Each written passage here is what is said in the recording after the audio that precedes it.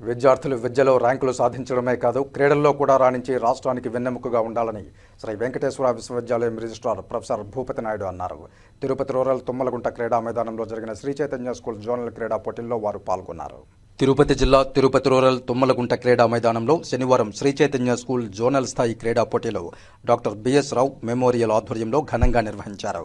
ఈ కార్యక్రమానికి శ్రీ వెంకటేశ్వర విశ్వవిద్యాలయ registrar professor Bhupathi Naidu, Shri Chaitanya school zone AGM Suresh ముఖ్య అతిథులుగా హాజరయ్యారు. వారికి పాఠశాల సిబ్బంది స్వాగతం పలికారు.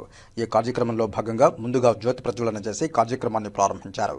అనంతరం జాతీయ పతాకాన్ని ఎగురవేసి గౌరవ వందనం సమర్పించారు. ఈ సందర్భంగా వారు మాట్లాడారు.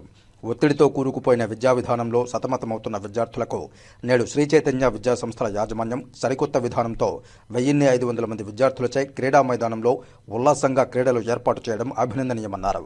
విద్యార్థులకు విద్యతో పాటు మానసిక, శారీరక ఉల్లాసం కోసం క్రీడలు ఎంతో అవసరమన్నారు. విద్యార్థులు విద్యలో ర్యాంకులు సాధించడం మాత్రమే కాదు క్రీడల్లో కూడా రాణించి రాష్ట్రానికి వెన్నెముకగా ఉండాలని అన్నారు.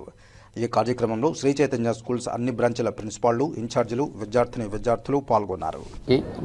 నమస్కారం. ఈరోజు చైతన్య విద్యా సంస్థలు zonal level sports meet conduct చేస్తున్నారు. దానికి నన్ను ముఖ్య అతిథిగా ఆహ్వానించడం వారికి నా ప్రత్యేక ధన్యవాదాలు.